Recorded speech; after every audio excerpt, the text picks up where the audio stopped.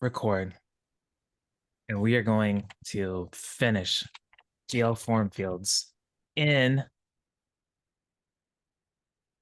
Am I sharing my screen? I'm not sharing my screen yet. Let me start sharing my screen. Yes. Let me go to okay. All right. Let me share my screen. Boom, boom. All right. We're gonna finish GL form fields in 15 minutes. Go. All right. Where is GL form fields? Here it is. All right. Andrew was awesome last time and really pushed this pretty far. Apparently, I have pending comments on this. All right, we got to just wrap this up. So let me check out this branch and let me look at the diff and see where we're at. So let me get all set up. CD projects, GitLab UI. Okay. Let's go terminal. All right, great. I am, yes, great. I don't have any. Yeah, it's time to bow and row. Okay. The GL form fields, here we are. We've got a spec for the form field validator now. Yes, that's great. We've got this form field validator. That's great. We even have documentation. Yes. Form fields up to the consumer. Yes. Entry point. Yes. So this is next thing I would love to hear from you all. These black dots are so ominous. These black holes that invade your MR diff. Something about code quality. The keyword export is reserved. Ah, man. Well, something's not going correctly there.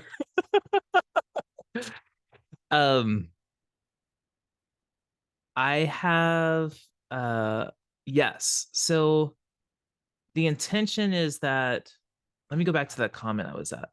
I was here in like validators, I think, or no, I think it was actually here in the view component. No, it wasn't in there. Where was it? Oh, it was here. So this is the interface I'm anticipating if we want to use like required or map to number or any other kind of one of our helper for the form fields, is I would import from GitLab UI / form fields. Does that sound like a good idea?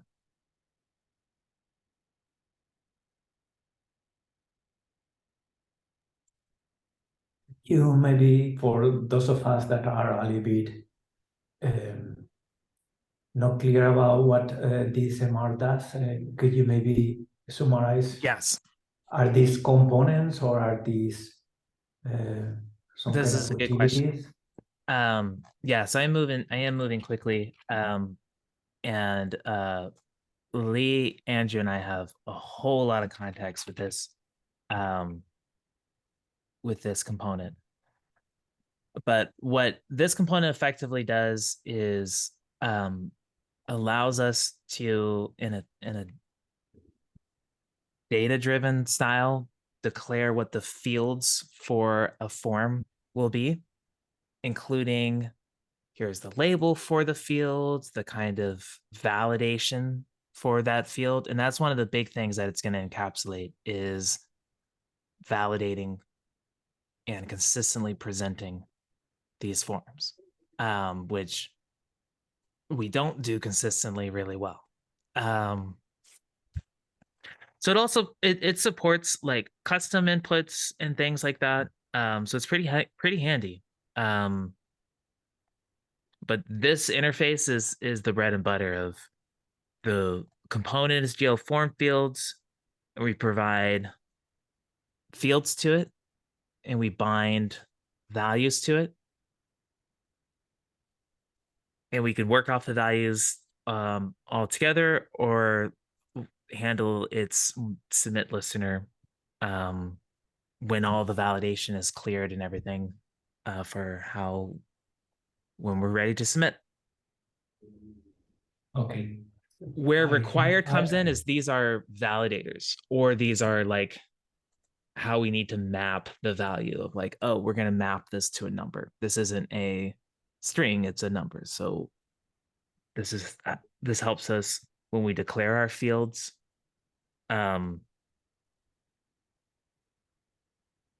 Declare the behavior of them. And so required is like a very common validator. So it's like, well, do we really have to recreate this for every single thing, or can we just provide this as part of the component library? And that's the context of this discussion is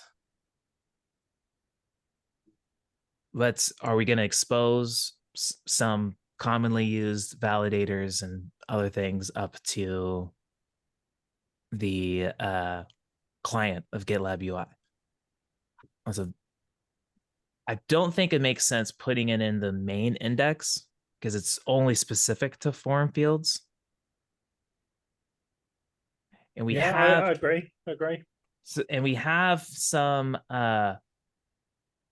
we have charts. Like we have some other ideas of like these top level import folders that have some more namespace specific importing. We have like a whole utils one.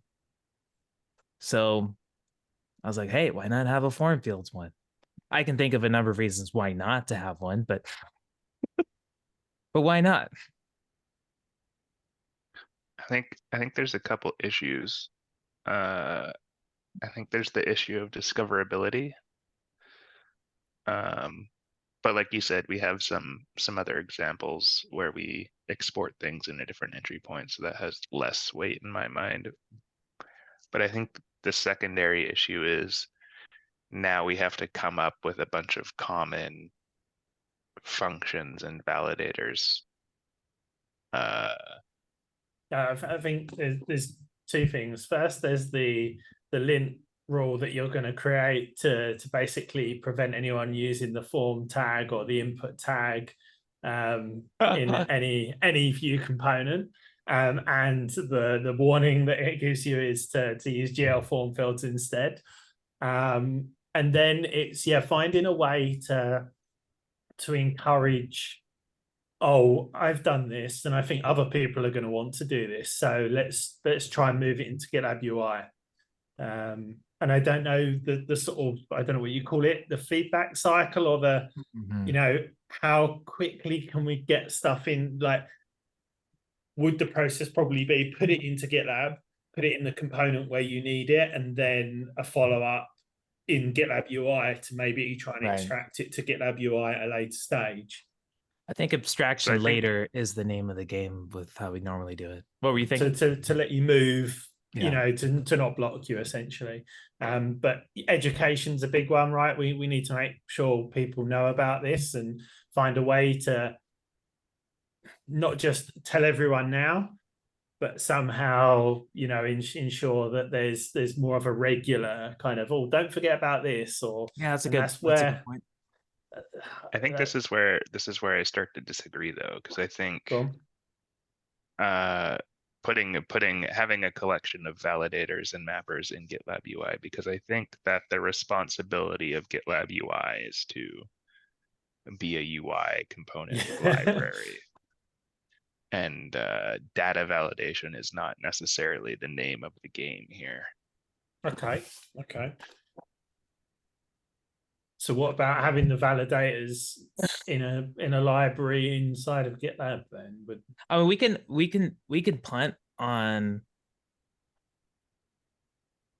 doing any. I'm wondering if it's worth it. Like, do we need a shared library that, you know, checks the truthiness of a value to see if it's required? Is that worth importing? Is that worth yarn adding? Let's go think back. Required fields, like I think that's a very like. Sorry, what were you saying? I think a required field is like, you know, there's probably 50%. No, in fact, I'm going to say there's an 80% chance that in every field that you build, there's going to be at least one required field, right? Mm-hmm. So, and Yeah, but is it the the the required, question isn't? but I think sorry, go ahead. so I guess the point is that the UI is driven by the fact that the field is required. So I get that it's borderline between being business logic and being UI, but I don't know. I think the utility of, to me, I think it's important that the component library promotes consistency. And for it to do that, I think it needs to provide some level of utility at this level. My concern would be if we didn't provide required, we would then have like 2 to 3 different ways of validating required.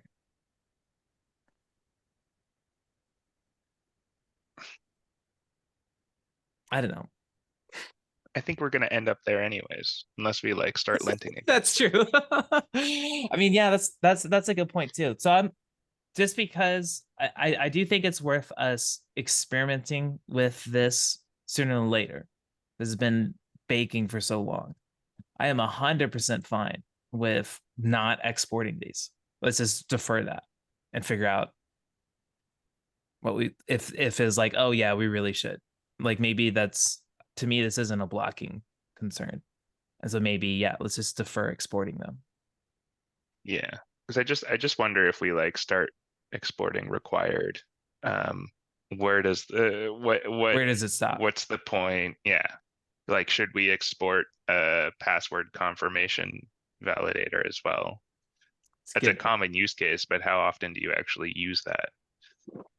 Sure. Like common, like common per app, but maybe not common within an app, you know? Right. Or like greater than or lesser than.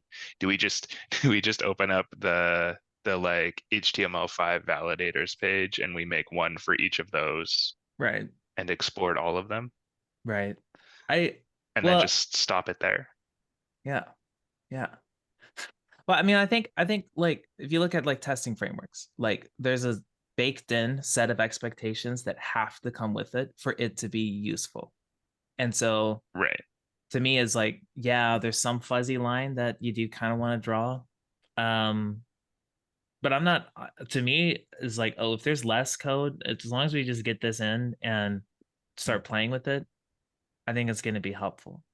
And even if we then are hard coding, like, and if hard code required, this is like, if even if we just hard code that and we can replace it later, that's fine. But just if we're not sure about establishing a pattern right now, I would say let's just defer it. What do you think?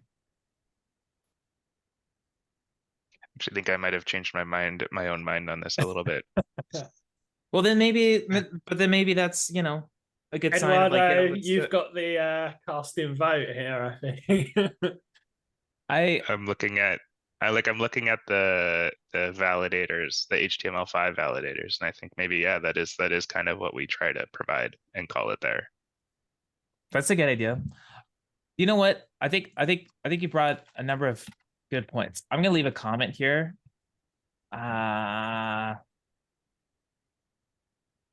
right, let's describe this file. This contains core validating behavior and should not contain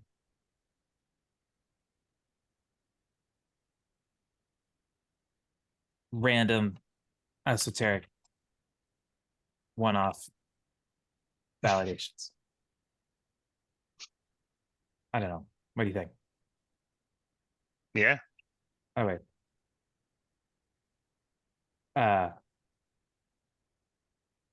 Good. Am I writing comments and comments now?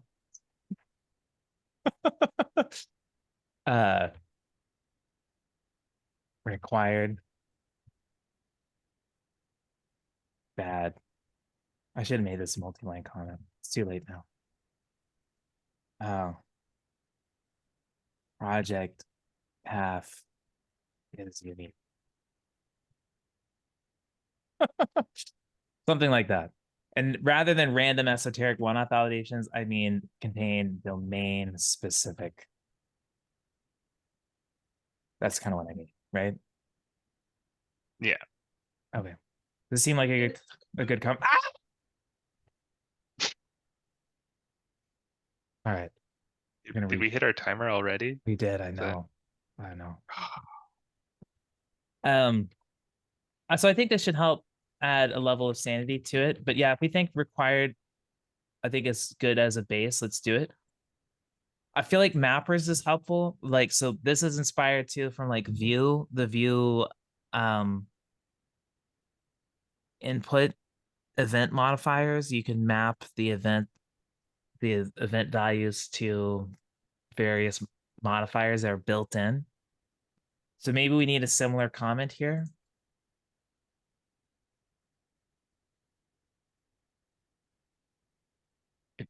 Maybe it should just be mapping to primitives for mappers.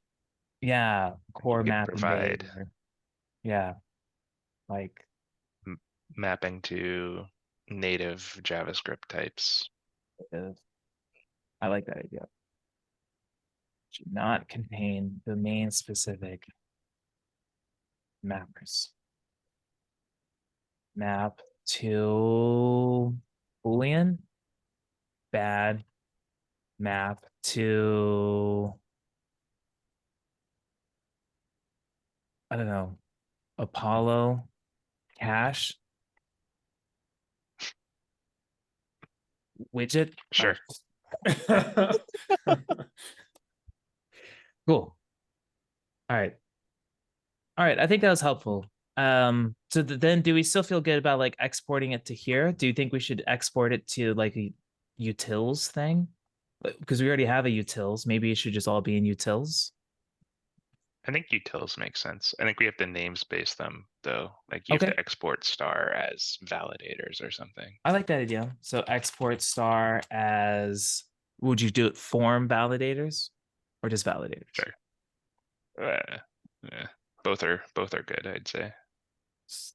Let's do form validators for more explicitness.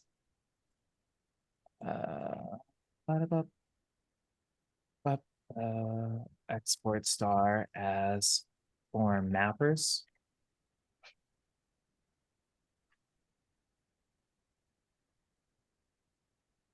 Okay, great. We can get rid of this thing now.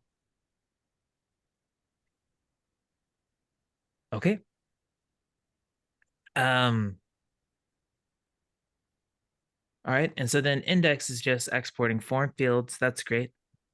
All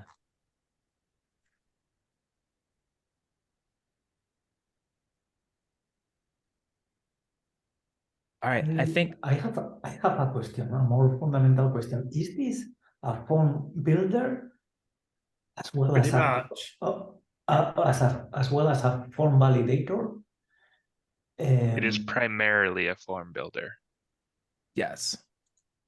Okay. Form we validation is realized, I think yeah. we realized that if we're building the form, then there's no way of us validate, you know, the user using gel form fields to generate the form needs a way to validate the form if we're automatically building the form for them. So we couldn't really do one without the other. Is that fair to say? Yeah. Or we did try, right, and but just exposing the model, but then you had to, was it that every time the model changed any field, you had to revalidate every field, whereas passing the validators in allowed you to specifically listen on each field. I think that was why you went down that route. I was asking because in my experience, building the form has not been such a challenge as it has been to validate it and to so I think, well, I used to use a library called for React, use form, and is a validator only. And I kind of like it, the way that is decoupled one from the other. Because sometimes you need to build a very fine-tuned kind of UI that this form builder may not be able to do it well. But anyway. Yeah, that's one of the risks, I think, with the scope of what's happening here. It may not fit certain use cases, which isn't great.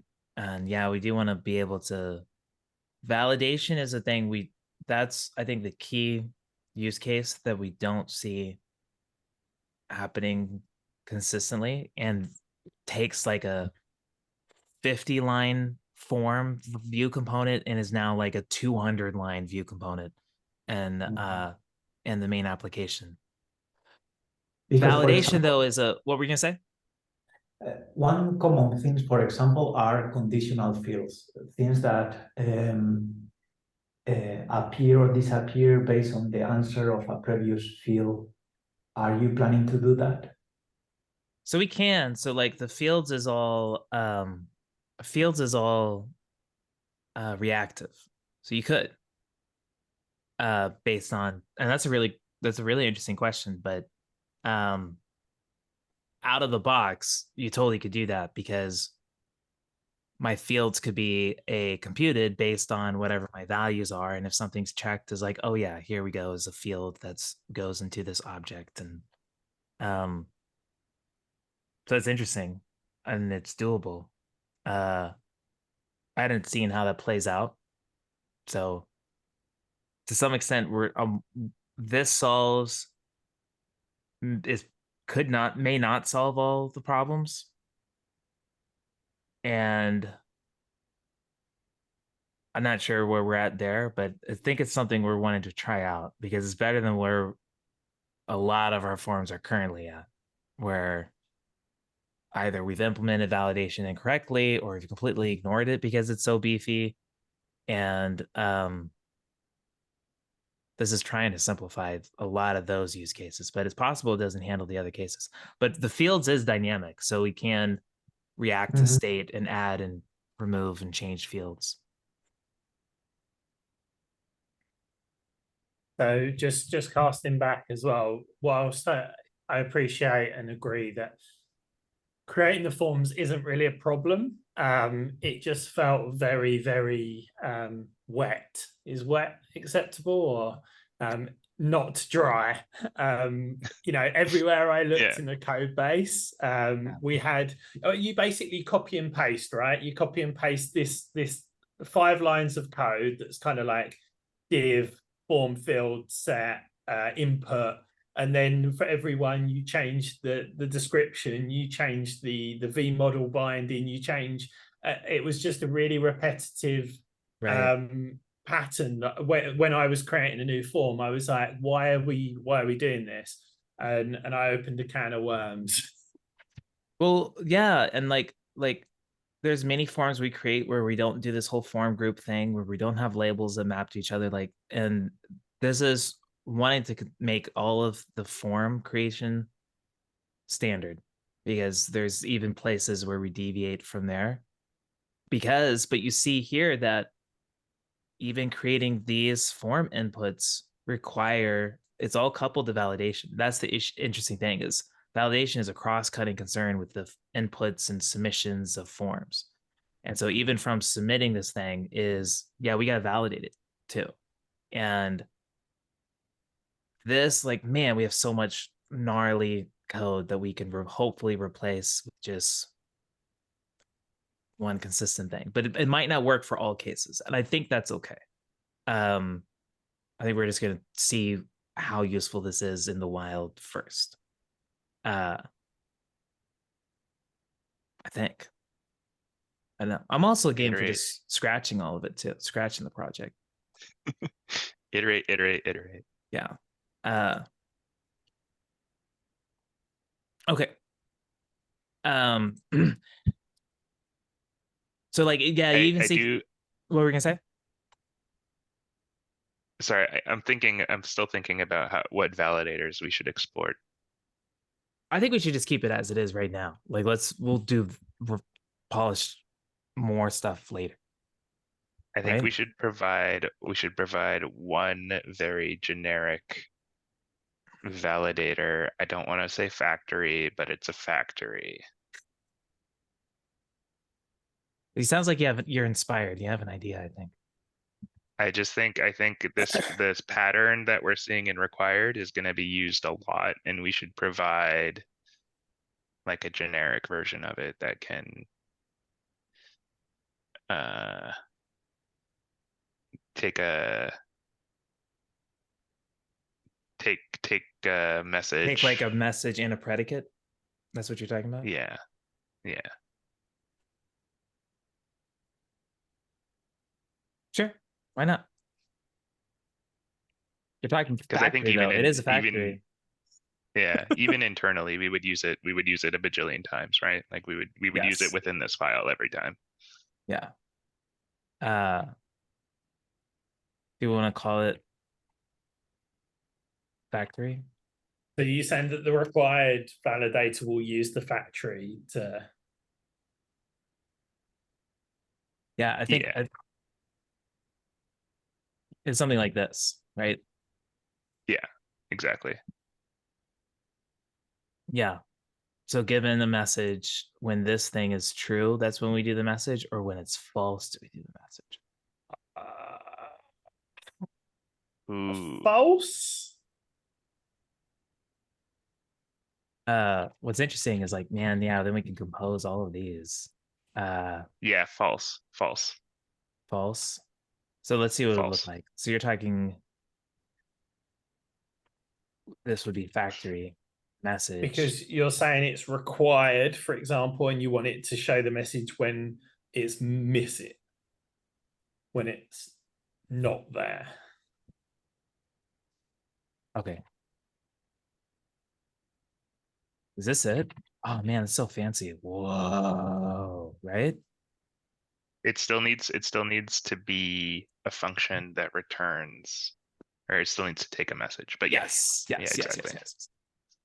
Ooh. Right, like isn't that It's kind of nice? fancy. It is fancy. Yeah. This is the kind of code I expect from someone that runs Doom Max. Yeah, I like it. And I think, yeah, factory, I think it's great. But I think it sounds like what we're saying is this is the fail message. Yeah. I don't know if we like calling this predicate, but No, we should call it something like passes or something. it is valid. Yeah. Yeah.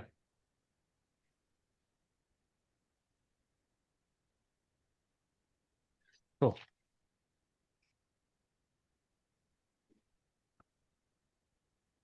All right. Too bad How you about can't invalid message? Invalid message makes sense. Because there's symmetry between or valid and invalid rather than valid and fail. Yeah, it's like poetry, it rhymes. Yeah, exactly. Yeah. I try to make sure all my code rhymes. Like, I know I did something right if it's all rhyming. Yeah. All right. I think we just need to add tests for this, which is straightforward, and then we're good to go. And I think I'm fine with just importing required directly and just testing required because we use the factory to build required. Yeah.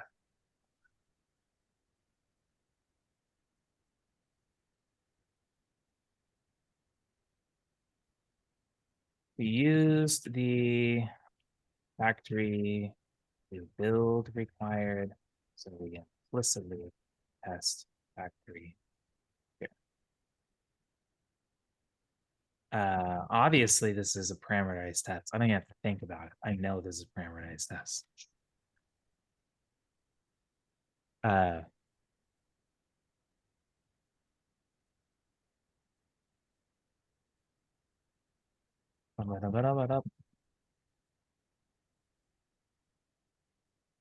Expect required.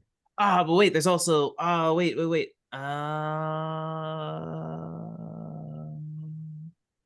Okay, I need to pass because you're right. It's like a factory. This is test fail message. Test failed. All right. Okay. All right. This is it. This is our last little bit of the timer.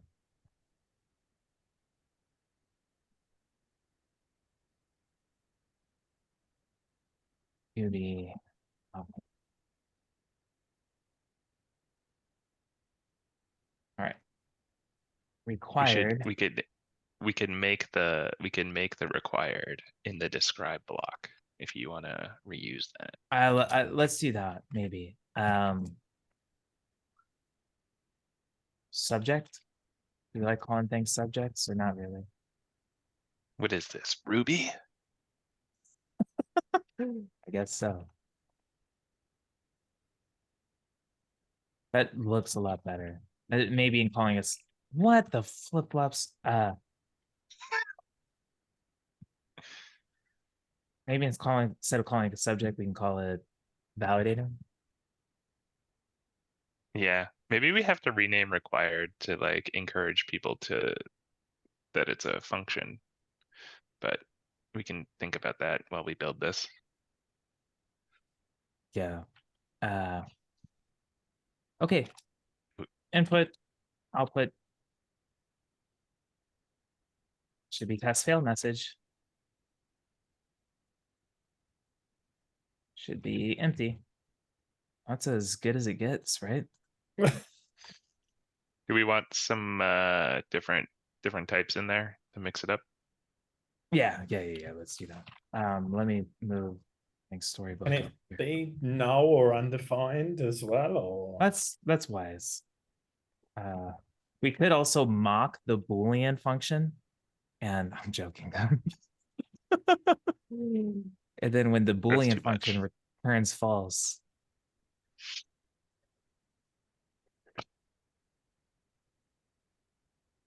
yeah. So if this is no, and if we've got an object,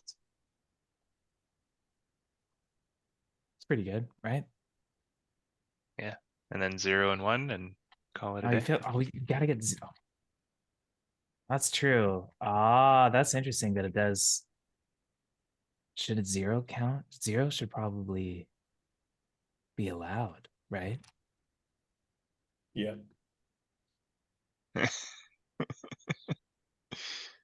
So Boolean isn't good enough.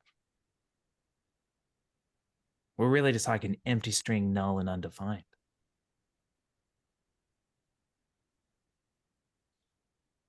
Yeah. Unit tests, I'll tell you, man, they catch things. Save our ass. That's really interesting. Lodash has a What's function. Lodash? Yes. What's Lodash got? Or this is where AI comes in. Our AI, we send a value to it, and it tells us whether it counts as required or not. I know there's an is falsy, right? Or something. No? Oh. Oh no, that's a matcher.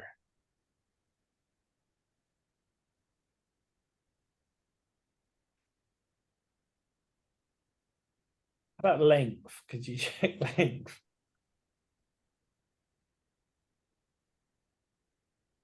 I saw an is number. It's this is nil. Yeah, it doesn't handle blank. Value is nullish. But we're also interested in empty string, I think, too. Exactly. So let's go ahead. We've got a unit test. Let's go ahead and just do it. Fix your unit test first because your unit test is passing and shouldn't be. Yes.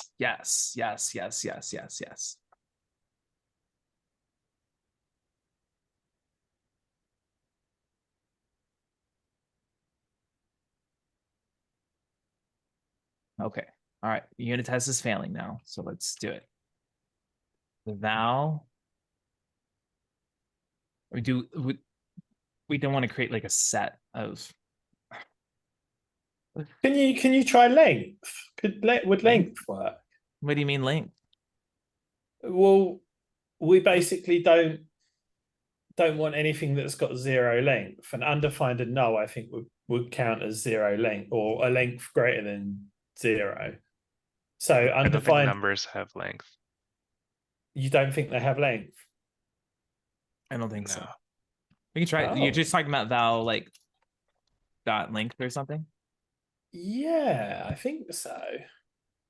Yeah. No. This blows up. Oh, so you're saying we're accepting an object as well? How Or whatever it could- is. Yeah. How could we put an so a drop down could have an yeah, I don't. But it also doesn't pass with the numbers as well. Yeah.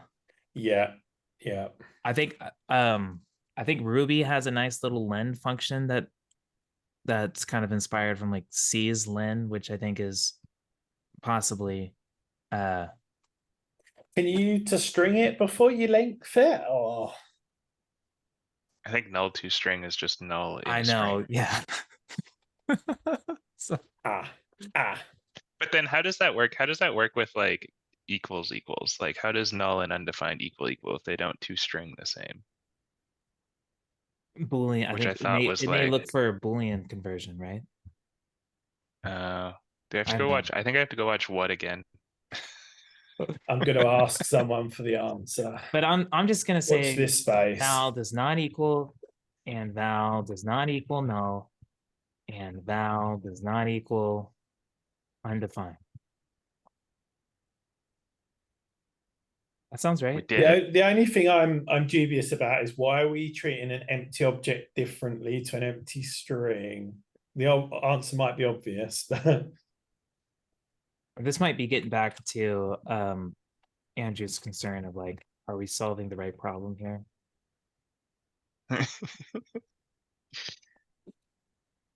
I think, but at the same time, we don't want to cover every case. We just want to cover most cases. We can figure out every case later on as well. go run, guys. think, like- Great to see ya. See you, Lee. Yeah, I think we're good here.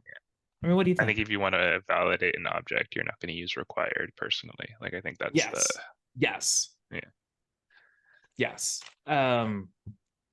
Yeah. We could do if- something. What did you if say? What if you want to require a number, but is min and max between? the different validator. Yeah. Yes, that would be a different.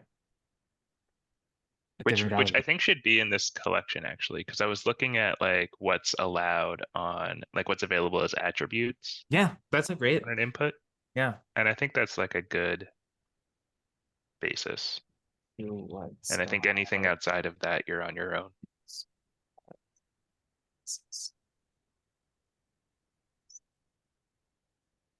Yeah, I think that's a great idea. Yeah. Okay, but we got a nice little thing. Do we need to do this for mappers, you feel like? We might as well, right? Let's just over test everything. I love writing tests. I like tests. It makes it look like I'm doing work. I like when I'm in the middle of making an MR and I'm like, oh, the size, it's not too big. And then I'm like, oh no, I still have to add the tests. I know. It's like, oh, it's just 7 files. It's like, oh, 7 units. Uh-oh. Yeah. Yeah. I had one the other day that was like, I don't know, it was like 300 lines because it's a couple new components, which it feels like a lot, but it is very quickly not a lot. And then I go, oh no, I have to test all of these. It turned into like 800 lines change. I know. Yeah. But I think all of that is a sign we do not take advantage of as many reuse opportunities as we could. Yeah, bring back smart resource.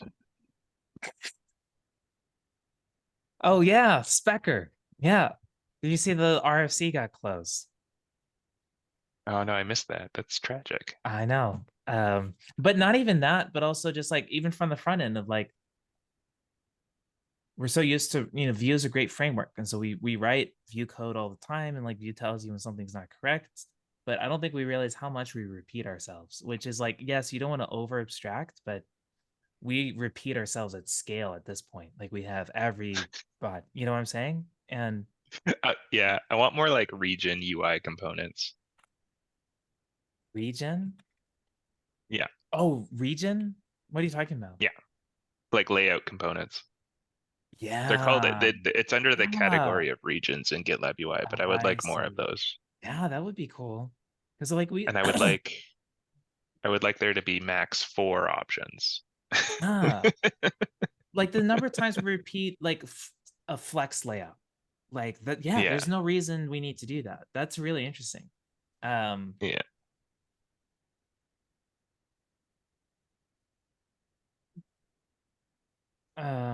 With input returns output.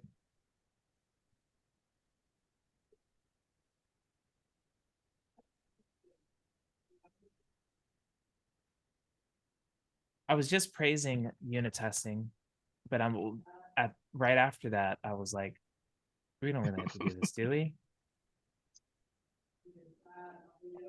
I actually think this would be even better if it was a property-based test.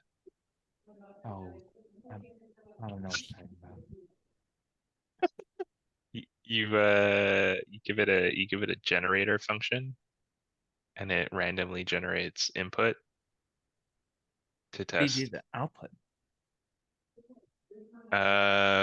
You either derive it in the test, or it's Uh, like a property, like it's simple, right? Like, I see what you're saying. Yeah, yeah. I see what you're saying. Um, what is this going to be? Object. This is nan. Number, not nan. Good old Nana. All right. I like how 2B works with nan. That's interesting. I didn't think that would work. This is an interesting point. Is there any other cases here for mapping to number? Maybe like a negative number or a number with an That's E in it. wise. That's very wise. Negative E 10. That can be Yeah. nan. Oh, geez. Oh, wait. Oh, yeah. Put a That's 5 before the E. Put a number before the E. There you go. I mean, this is what users expect when they type in E10, right?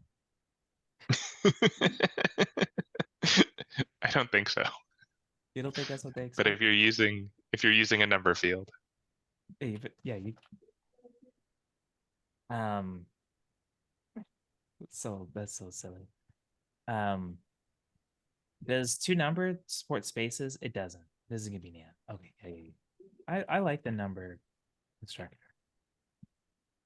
Oh, we haven't done any decimals. Let's do 5.78. And that should be 55.78. Yeah. in the Elixir and Erlang standard library, the default like parse number function returns what's left of the string. So it does handle the spaces, which is great That's so wild. because it'll just Parsent will do that. yeah. Parsent parses the int as best it can. Which is like, I hate functions that make so many assumptions like that. Like It's just out there doing its best. it's doing its best. I know. Yeah. At least in the Erlang case, it can like return what's left of the string. So you can Right, like right, continue to parse. But I don't right. think parseInt does that. I don't think it does. Yeah, that is interesting. All right, I think we're good here. So I'm gonna push up. Oh, let me make another fix up commit.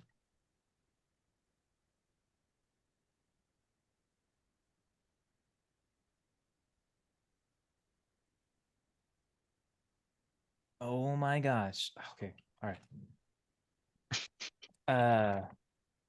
And then let me rebase. Let me squash all of our fix-ups down.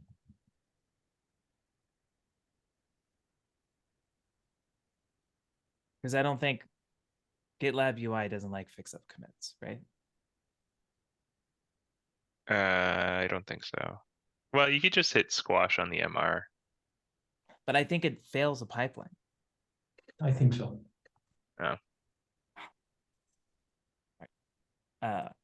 We're kind of out of time. I'm gonna go ahead and push this up. And then Maybe you can give us a little preview of your local storage thing so we can think about it for next week. yeah, so I'll show you what the task in front of me is. Oh, let's look at Paul's deliverable board. Just for you. Maybe it's not a compliment. Maybe it's like a we're gonna create a board just for you because you gotta organize your stuff. I created this board. I'm just joking. No, we want to enable the extension marketplace in the VS Code Web IDE. VS Code extensions are and VS Code configuration. All of that is stored in IndexedDB. However, we do this aggressive signing out. Whenever you sign out of GitLab, we clear out all client side data. And I was very confused at like, how in the world is it doing this? But we pass this header to clear site data, to clear star, everything, including session storage and cookies and everything. The reason behind this is this was our very large Band-Aid fix to local storage containing potentially some sensitive things. Mhm. So it's not like, okay, I can't totally touch this because that's going to introduce other issues. But using VS Code extensions, which is really nice, isn't like it's a bit of work to set up your extensions, and it's equivalent to data loss if I've set these up and configured them, and then when I sign out, they're gone. You know what I'm saying? Yeah. So I know that you can sync your configuration in VS Code, right? Yeah, so that is one path of VS Code has interfaces for setting up a settings sync thing. So I got to kind of Yeah. investigating that as a to do. The other idea is just building our own like syncer for Yeah. these specific IndexedDB fields that we need. Because we that's also that's an unsolved problem for other issues across the application as well. So like we have the frequently visited projects and stuff like that depend on a level of local storage, like the banner and other things. All of this, a lot of settings depend on local storage being somewhat persistent. So part of it too is thinking about, okay, is there a way we can take an iterative step forward to providing some sort of user session saving? But I don't know. To me, I'm concerned about it because it's a storage. This brings the storage burden on us, you know? Mm-hmm. So I think though, if you're logging out, like if I'm logging out of a website, I don't want, you know what I mean? yeah, I no, want I it all agree. gone. I agree. I'm saying like from the service provider, we have to provide some sort of max to the storage of these user specific data on our database, right? Yeah. And that seems like a hard problem. It's like,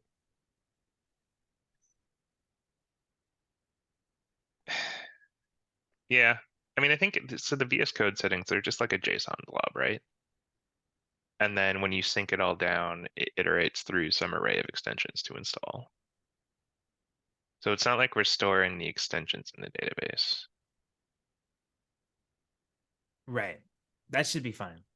And hopefully we can be a little picky too about what's synced and what's not. So but Yeah. also hopefully too is like one thing I need to do to investigate. Thanks for asking about it, because I need talking out helps. I need to investigate how in the background this setting syncer works.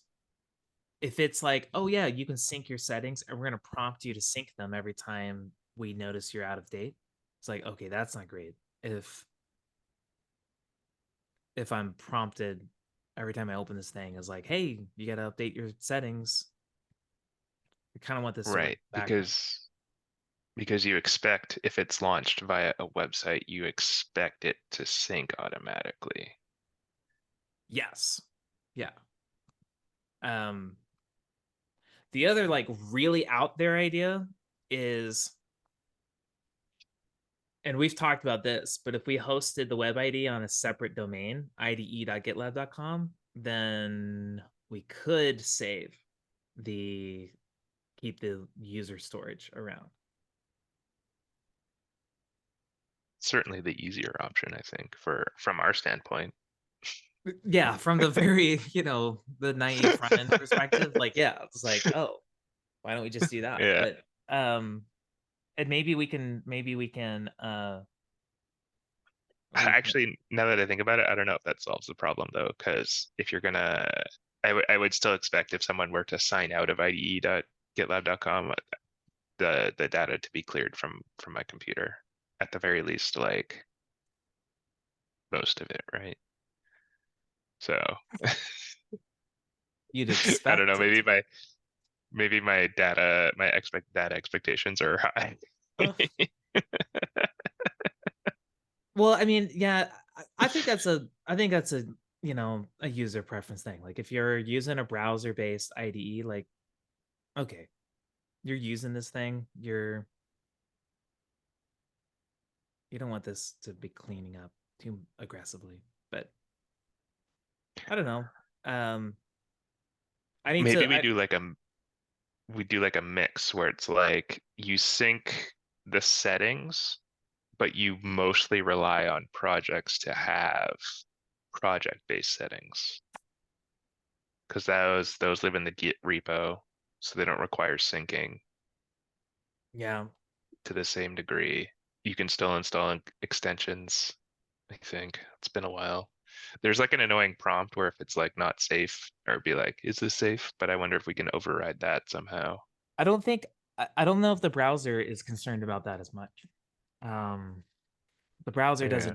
doesn't worry about trusted environments because nothing's able to run any kind of shell command thing.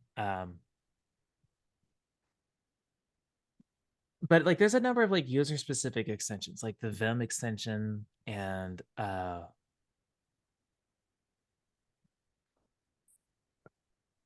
so I'm This isn't gonna be, we could do something like, this is probably like too technical, but we could do something fun where we like, you can make a user project that has a bunch of settings and a project, and then like merge them yeah. somehow.